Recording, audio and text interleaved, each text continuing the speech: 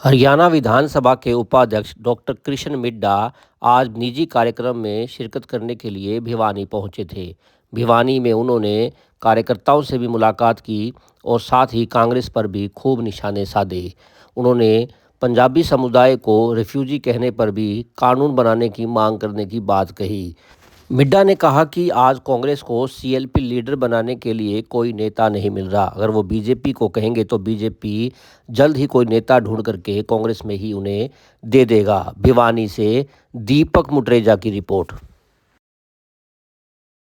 क्या कहेंगे सर आप? देखिए, आज मेरा भिवानी आना हुआ है माननीय विधायक जी से भी मिलने का, और हमारे प्रधान जी भी जो नगर परिषद के प्रधान हैं इनसे भी, भवानी जी से भी मिलने का अवसर मिला। वैसे भी ये जींद में विस्तारक के रूप में इन्होंने काम किया है, तो जो मांग विधायक जी ने रखी सेशन में वो सारी मांगों को पूरा करेंगे।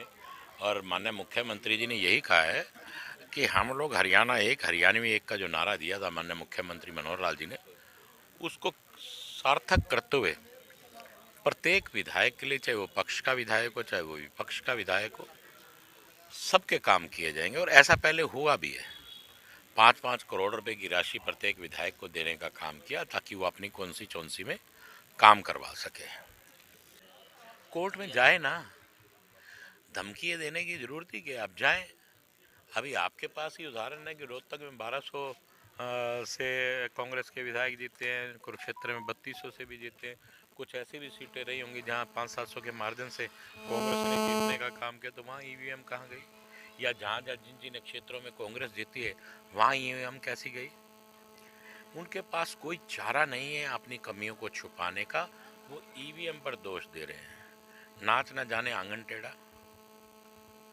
लोगों ने उनकी कमियों को उजागर किया है, और जिन कमियों को उजागर किया वो आपके सामने है कि किस प्रकार से कांग्रेस ने अपने पिछले 10 सालों में हरियाणा को लूटने का काम किया और किस प्रकार से नौकरियां बेचने का काम किया, वो आप लोगों के सामने है।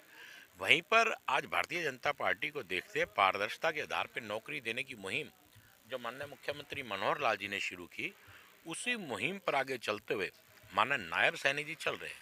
चुनाव से पहले उन्होंने 10,000 नौकरियां देने का काम किया, और चुनाव का आचार संहिता लागू होने पे जो उन्होंने 24,000 नौकरियां कही थी, जबकि वो देना चाह रहे थे, लेकिन कांग्रेस ने अपना चेहरा दिखाया और कांग्रेस इलेक्शन कमीशन के पास चली गई।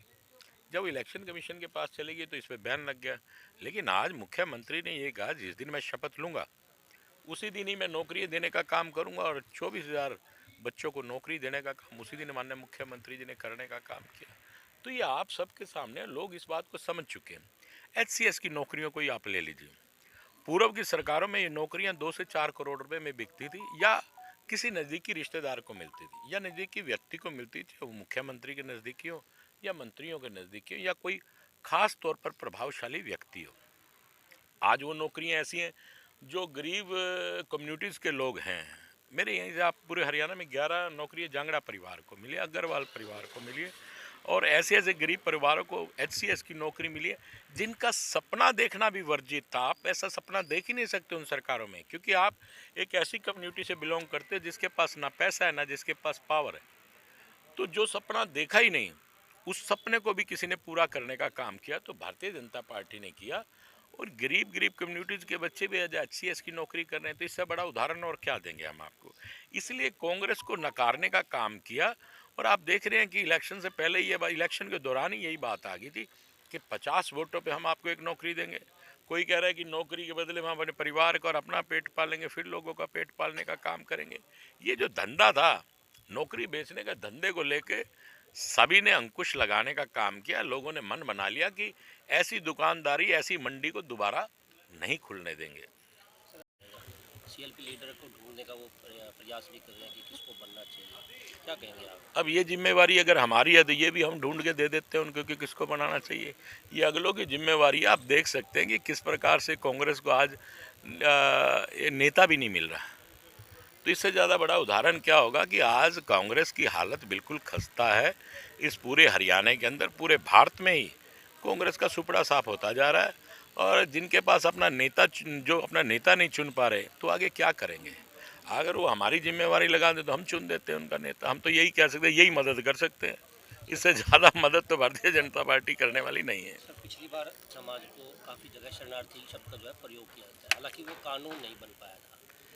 क्या लगता है सर, अब की बार फिर से आप देखिए वो विधानसभा में शब्द शरणार्थी, रिफ्यूजी शब्द का जो इस्तेमाल किया गया, हम लोग हिंदुस्तान अखंड भारत के एक हिस्से से दूसरे हिस्से में आए। आप अगर उग्रवाद की बात करें तो जो पंजाब में उग्रवाद जब चला था तो पंजाब के लोग हरियाणा में, दिल्ली में इधर सेट हो गए। कोई उनको रिफ्यूजी तो नहीं कहा गया ना। हम हिंदुस्तान के एक हिस्से से दूसरे हिस्से में आए और उसके बाद पार्टीशन हुआ, तो फिर हम लोगों को रेफ्यूजी कहने का किसी का अधिकार नहीं बनता।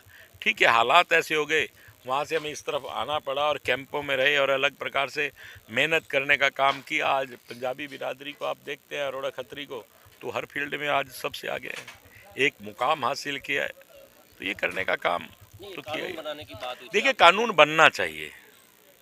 तो क्या फिर से जो है मांग उठाई जाएगी, क्योंकि अब तो देखिए, अब तो मैं मांग उठाने की उसमें नहीं रहा, लेकिन मैं इस बात को रखूंगा जरूर।